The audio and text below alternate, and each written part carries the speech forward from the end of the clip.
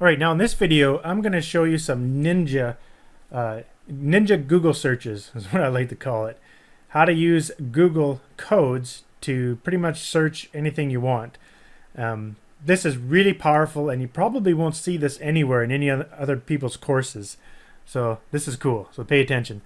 Now what I like to do is when I'm searching for t-shirts that are already being sold on TView or Teespring, I want to do some research. Basically, I come up with an idea. Let's just stick with the nurse's idea.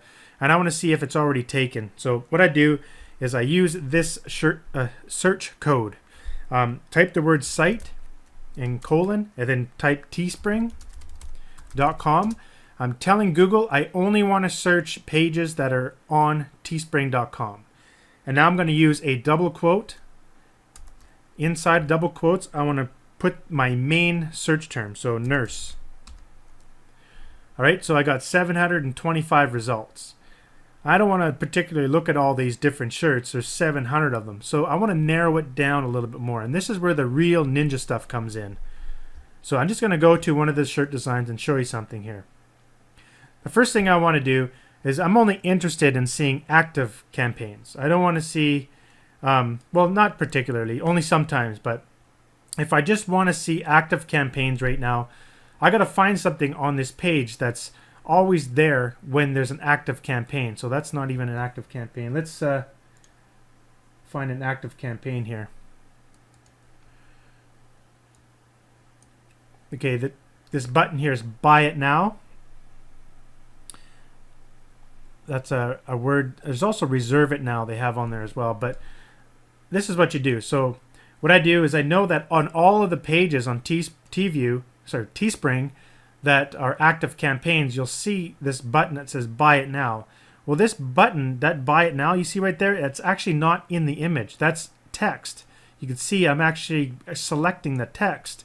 That means that text in this page is searchable by Google. So check this out. Let's type in colon, or sorry, double quotes, buy it now. Now it's going to return all the results that have buy it now in it. So, but I find that sometimes when you click on it, the buy it now, well, that one was removed. So was that one? Oh, being removed here. Let's try this one. So this one said campaign, but buy it now was probably right here. Click buy it now, so it's in the text. So you can put another thing here. Reserve it now.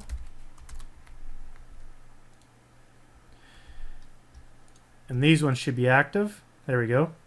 That's a way of finding all the active ones. And what was that one there? There's no sales yet.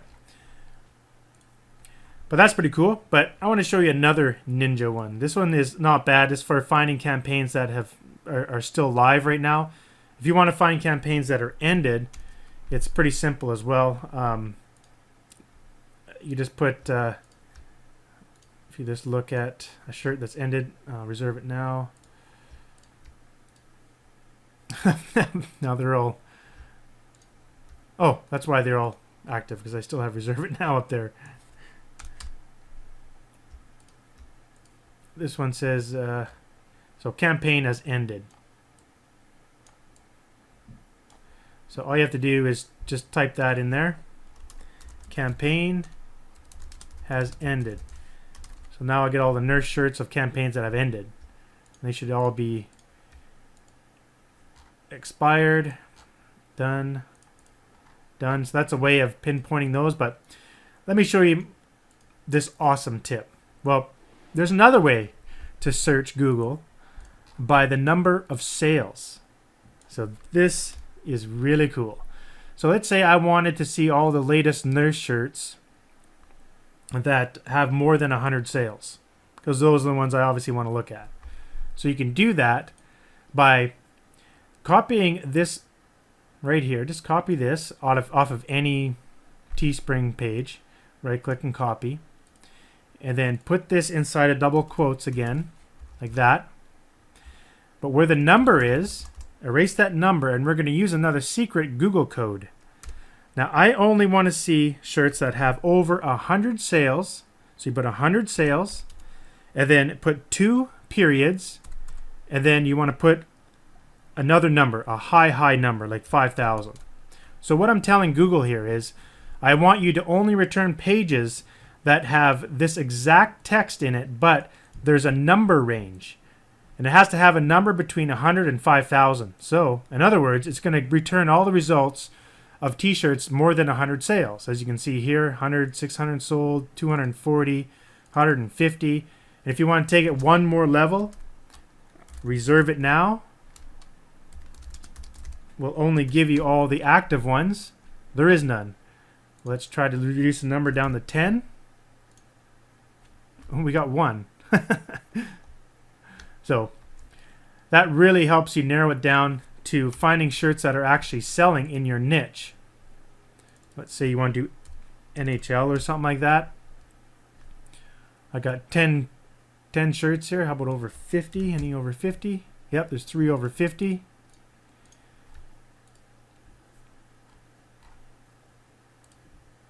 So that's a really cool little search trick that I use with Google all the time.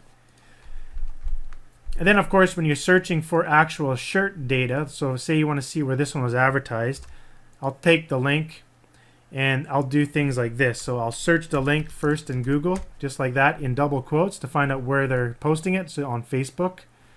So you can see here, that page, that one was found. It looks like it was in this timeline photos, but, oh, there it is. It's probably in here somewhere.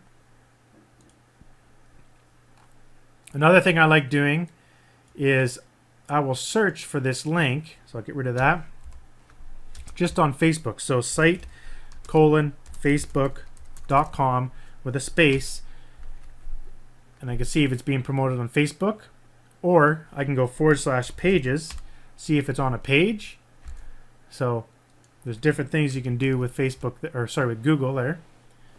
I'd say the number one thing that people don't use is utilizing that secret range, number range thing to find the number of sales.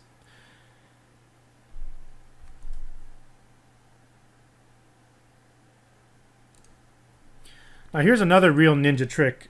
When you're designing a new shirt, it's always a good idea to go out and see if anyone else had their shirt taken down by trademark claims, so you don't make the same mistake. So if you can go site:, and then teespring.com, and then space, and then in the double quotes put trademark claim.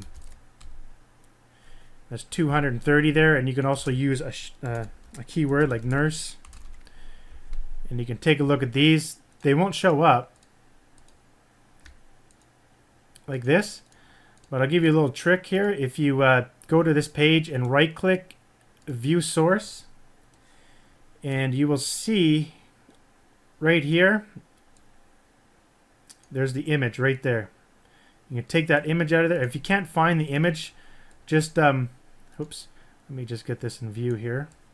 If you can't find the image, do Control F on your keyboard to bring up the find, and just type in .png, and the first one that comes up, that's where the image is. So grab this image, select it, right click and copy. Go back over here and right click and paste it in there, hit enter, and we should see the shirt that got canceled. There we go. So don't make one like that. Now it doesn't mean that it's actually the picture that got it like taken down from Teespring. It could have been the actual description. So you can see the description there in behind. You can actually just start up here and just select it, and then just Control C on your keyboard, and then just open up Notepad, and then right click and paste. Let everyone know Pride.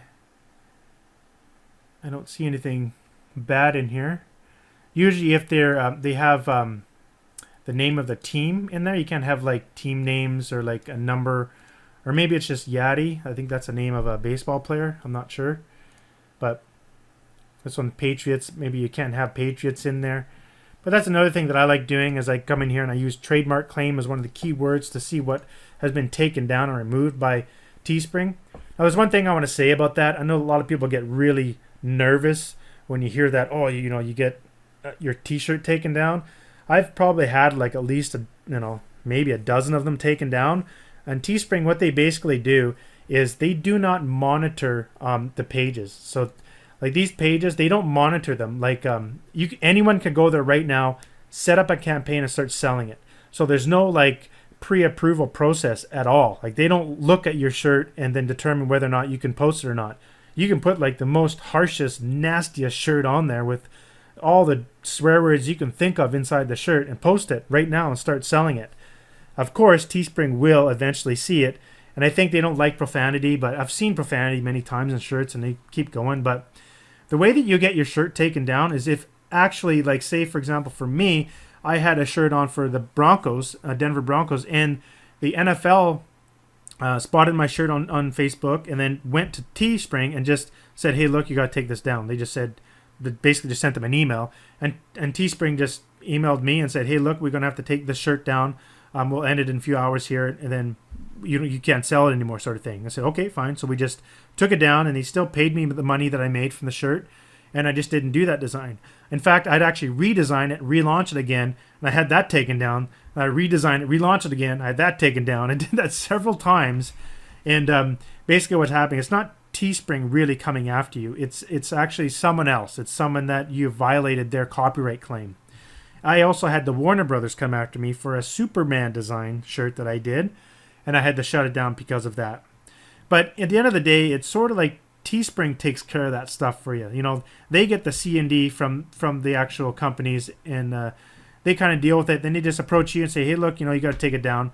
But you do have to realize that if you get taken down like a lot and you're not doing a lot of sales for Teespring, they'll find you as a liability, so they'll just suspend your account or just kick you out of the network. So, or they won't pay you the money that you made from it. So it's a good idea to sort of stick to the rules. And basically, from my experience, is you don't want to be using like team names or like, well, team names are kind of a gray area, but you don't want to be using like team player names for sure. You don't want to use you do want to stay away from, like, don't use Boston Bruins or anything like that in the descriptions and stuff like that. So you really have to be like strict with it. Let me just show you an example of mine here, how I got around it.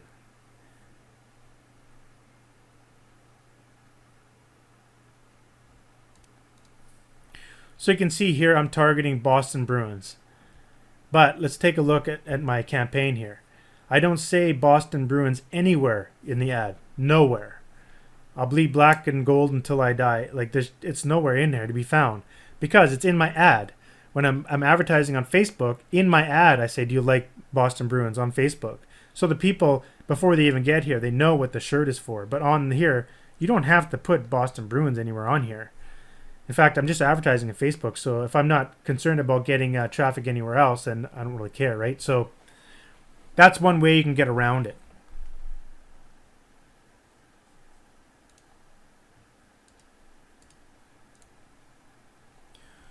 I think I covered all the secret codes there that I can think of right now. If I think of anything else, I'll just add a new video. But for now, that's it for this video. Thanks. I'll see you in the next one.